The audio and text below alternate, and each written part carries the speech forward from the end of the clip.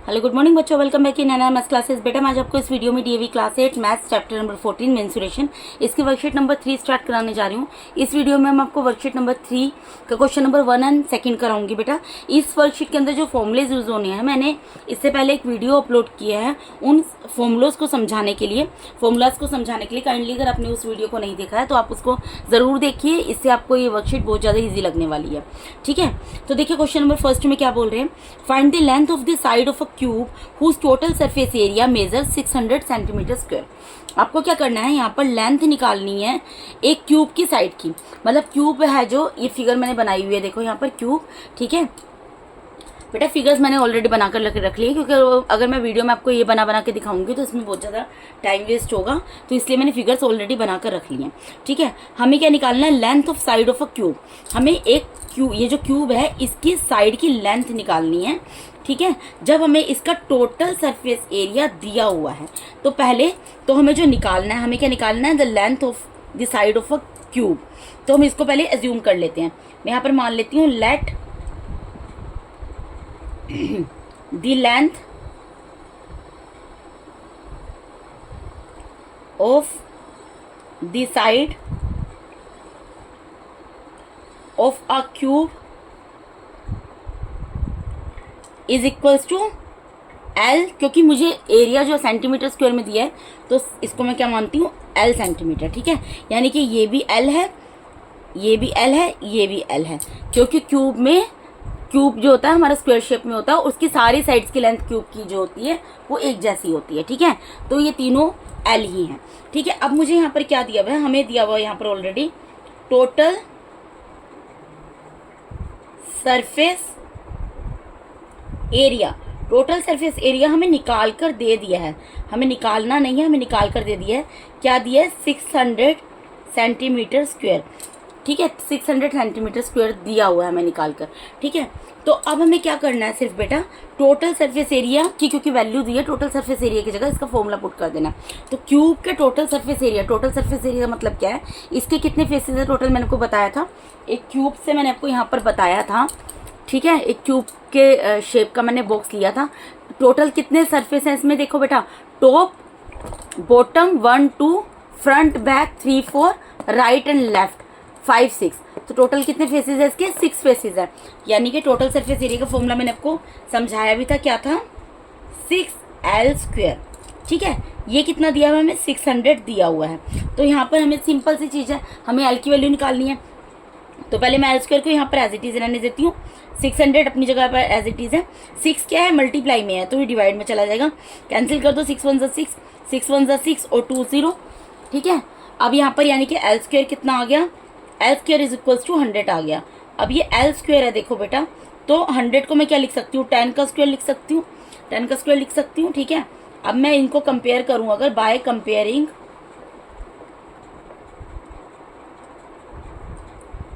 Base we get, अगर मैं दोनों साइड के बेस को कंपेयर करूँ तो मुझे क्या मिलेगा, यहाँ पर क्या होगा बेटा, स्क्वायर से स्क्वायर कैंसिल हो जाएगा, यानी कि देयरफॉर L कितना आ जाएगा, 10। L क्या है, L क्या है, यहाँ पे L एक साइड है और हमें क्या निकालना है, लेंथ निकालनी है। तो L क्या है, लेंथ है। ठीक है, L क्या है, लेंथ है। तो यहाँ पर लिख दूंगी मैं, therefore the side the length, जो मुझे निकालना था वही मैं लिख दूंगी, therefore the length of the side of a cube is equals to, कितना निकल गया बेटा, 10 सेंटीमीटर। सेंटीमीटर लिख दोगे साथ में। ठीक है, तो ये आपका आंसर आ गया इस क्वेश्चन का, है ना इसी क्वेश्चन। आपको फॉर्मूला अगर समझ आ गया, आपको पता होना चाहिए total surface area, curved surface area में क्या डिफरेंस है। कर्व्ड सरफेस एरिया को लेटरल सरफेस एरिया बोला जाता है। ठीक है, तो आप इजीली इन क्वेश्चंस को कर सकते हैं। ठीक है, उसके बाद हम इसके सेकंड क्वेश्चन पे मूव करते हैं बेटा। सेकंड क्वेश्चन में क्या बोल रहे हैं, the length breadth and height of a room are. एक रूम की बात कर रहे हैं आप यहाँ पर, एक कोई रूम है, उसकी लेंथ ब्रेड्थ एंड हाइट दी हुई है 5 मीटर, 4 मीटर एंड 3 मीटर।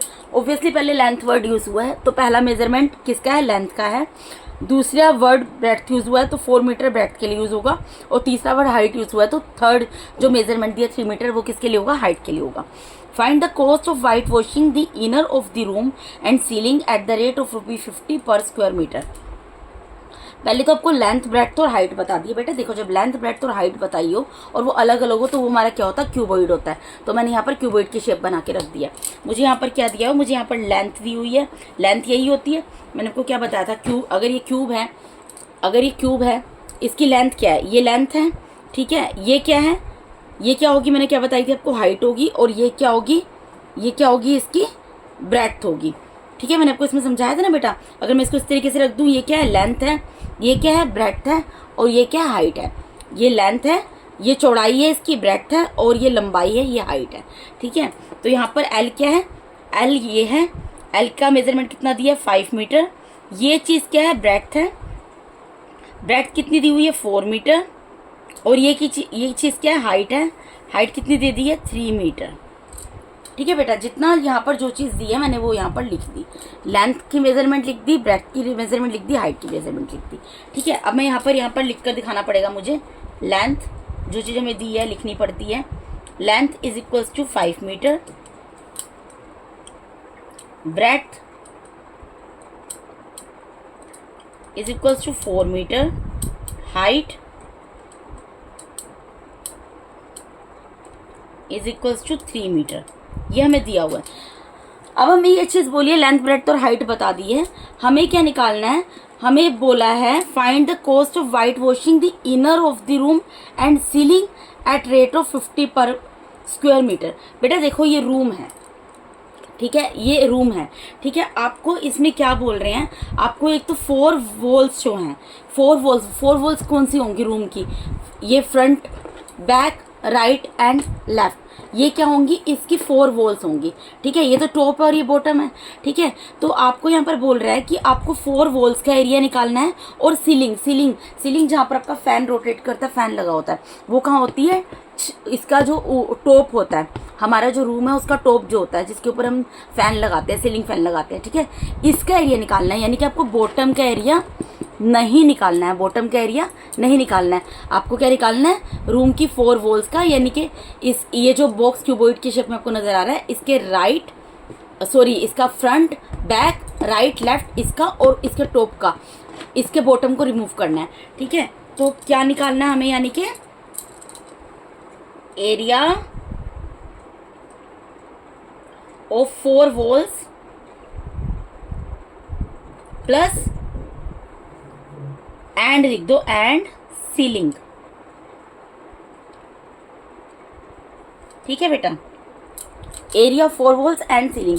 अब एरिया ऑफ 4 वॉल्स क्या होता है, एरिया ऑफ 4 वॉल्स को क्या बोलते हैं हम, एरिया ऑफ 4 वॉल्स का मतलब क्या, जो आपने निकाला था क्यूबॉइड का एरिया ऑफ 4 वॉल्स, वो क्या निकाला था, curve surface area, lateral surface area, वही निकाला था, ठीक है। यानी कि आपको यहाँ पर क्या निकालना है, कर्व सरफेस एरिया और लेटरल सरफेस एरिया एक ही चीज होती है, यानी कि कर्व सरफेस एरिया निकालना है आपको, प्लस में क्या निकालना है आपको, सीलिंग। ये जो सीलिंग है ये किस शेप में है, रेक्टेंगल शेप में है। इसका आपको क्या बताया था formula, length multiply by breadth. तो क्या यहाँ पर ये लेंथ है, ये ब्रेड्थ है, तो क्या निकला था, L मल्टीप्लाई बाय B। तो यहाँ पर क्या करेंगे, L मल्टीप्लाई बाय B, ठीक है। ये हम क्यों निकाल रहे हैं बेटा, क्योंकि हमें बोला है कि आपको बताना है कि अगर आप व्हाइट वॉश करते हो, ये जो रूम है इसको अगर व्हाइट वॉश करते हो, व्हाइट वॉश कहाँ से करोगे, अंदर की 4 वॉल्स को व्हाइट वॉश करने की बात कर रहे हैं, और इसके टॉप को व्हाइट वॉश करने की बात कर रहे हैं। क्योंकि जो बेटा फर्श होता है, जो इसका बॉटम होता है, जो फर्श होता है, उसको तो व्हाइट वॉश नहीं करते ना, उसमें तो आप टाइल्स वगैरह लगाते हो, तो वहाँ पर तो फर्श डलता है, उसको व्हाइट वॉश नहीं किया जाता। तो इसीलिए क्या निकालना है हमें, कर्व सरफेस एरिया निकालना है, और हमें इसका सीलिंग का एरिया निकालना है, ठीक है। तो अब बस वैल्यूज, आपको कर्व सरफेस एरिया का फॉर्मूला बताया था, क्या था, 2 multiply by L plus B multiply by H, यही फॉर्मूला बताया था बेटा, और प्लस में यहाँ पर L मल्टीप्लाई बाय B है, ठीक है। अब आपको सिर्फ वैल्यूज पुट करनी है और इसको सोल्व करके दिखाना है, ठीक है। तो 2 की जगह 2 रहेगा, मल्टीप्लाई बाय L की जगह क्या आ जाएगा, L कितना है यहाँ पर, आपको यहाँ पर फिगर में दिख रहा है, और यहाँ पर भी आपको दिया है L, यानी लेंथ कितनी दी हुई है, 5 दी हुई है, प्लस ब्रेड्थ कितनी दी हुई है, ब्रेड्थ 4 दी हुई है, मल्टीप्लाई में हाइट कितनी दी है, 3 दी है, ठीक है, प्लस की जगह प्लस, लेंथ कितनी दी है 5 दी है, मल्टीप्लाई में ब्रैकेट कितनी दी है 4 दी है। अब इसको सॉल्व कर लो आप, 2 की जगह 2 रहेगा, ठीक है, यहाँ 5 प्लस 4 कितना हो जाएगा 9 हो जाएगा, मल्टीप्लाई बाय 3, ठीक है। और यहाँ क्या है, सॉरी यहाँ प्लस का साइन है बेटा, 5 4 से कितना हो जाएगा 20 हो जाएगा। अब इन तीनों को मल्टीप्लाई कर लो, 2 9 से 18, 18 3 से 54, 54 प्लस 20 यानी कितना आ जाएगा ये 74। 74 क्या आएगा ये, आपको लेंथ ब्रेड्थ और हाइट किस में दी थी, मीटर में दी थी, जो मेजरमेंट की यूनिट होती है सेम रहती है। एरिया हमारा किस में निकलता है, मीटर स्क्वायर में निकलता है, यानी कि क्या आ गया 74 मीटर स्क्वायर आ गया। अब आपने देखो, अब आपने ये तो निकाल लिया कि आपको जो व्हाइट वॉश करवाना है, आपकी 4 वॉल्स को व्हाइट वॉश कराना है और सीलिंग को व्हाइट वॉश कराना है, तो उसका एरिया कितना है, उसका एरिया 74 मीटर स्क्वायर है। लेकिन जब आप व्हाइट वॉश कराओगे तो उसके लिए आपको कुछ पेमेंट भी करनी पड़ेगी, ठीक है ना। जो भी आपके व्हाइट वॉश करने के लिए आएगा वो आपसे पेमेंट लेगा, तो वो क्या बोल रहा है, पर मीटर जो पेमेंट है, पर स्क्वायर मीटर जो पेमेंट है वो कितनी है 50 रुपीज़ है, ठीक है। और टोटल कितने मीटर है आपके, कितने मीटर स्क्वायर है 74 मीटर स्क्वायर है। तो टोटल कॉस्ट आपको निकालनी है और ऑफ वाइट वॉशिंग, वो कितनी निकलेगी बेटा, total cost of white washing कितनी निकलेगी, सिंपल सी बात है। देखो टोटल कितने स्क्वायर मीटर में आपको कराना है वाइट वॉश, 74 स्क्वायर मीटर में कराना है, और 1 स्क्वायर मीटर के वाइट वॉश का कितना पेमेंट लेंगे, वो 50 लेंगे। तो इन दोनों को मल्टीप्लाई कर देंगे। अगर सपोज करो कोई भी चीज़ खरीदने चाहते हो, एक की कॉस्ट, अगर सपोज आप कोई पेन ही खरीदते हो, अगर एक पेन 50 रुपीज़ का, तो 74 पेन कितने के होंगे, मल्टीप्लाई करोगे। इसी तरीके से जो रूम है, रूम का टोटल एरिया जो निकला है जहां पर आपको व्हाइट वॉश कराना है वो 74 मीटर स्क्वायर निकला है। और पर मीटर वो जो भैया आपके पास आए हैं व्हाइट वॉश करने के लिए, वो कह रहे हैं पर मीटर के वो 50 रुपीज़ आपसे चार्ज करेंगे। तो टोटल आपको कितना पेमेंट करना पड़ेगा, आपको कैसे पता लगेगा, 74 का 50 से मल्टीप्लाई करोगे। तो बेटा देखो 1 0 का तो 1 0 उतार दो, 5 4 से 20, कैरी गया 2, 5 7 से 35, 35 प्लस 2 37, यानी कि कितना कॉस्ट पड़ेगा आपको, ₹3700, ठीक है बेटा, इतना आपको कॉस्ट पड़ेगा। तो यहाँ पर मैंने आपको इस वीडियो के अंदर मैंने आपको यहाँ पर DAV class 8 maths chapter number 14 mensuration, इसकी वर्कशीट नंबर 3 का क्वेश्चन नंबर 1 एंड 2 आपको इस वीडियो में कंप्लीट करा दिया बेटा। अगर आप मेरे चैनल पे नए हैं तो काइंडली मेरे चैनल को सब्सक्राइब कीजिए। अगर आप लोग को मेरा टीचिंग मैथड अच्छा लगता है तो मेरी वीडियोज़ को ज़्यादा से ज़्यादा लाइक कीजिए, मुझे मोटिवेट करने के लिए, ताकि मैं और ज़्यादा आपके लिए जल्दी से वीडियोज़ बनाऊँ, ठीक है बेटा। और अगर अभी तक आप और अपने फ्रेंड्स के साथ शेयर जरूर कीजिए मेरे वीडियोस को, ठीक है बेटा। Thank you so much once again for watching my YouTube videos बेटा। Thank you so much, God bless all of you.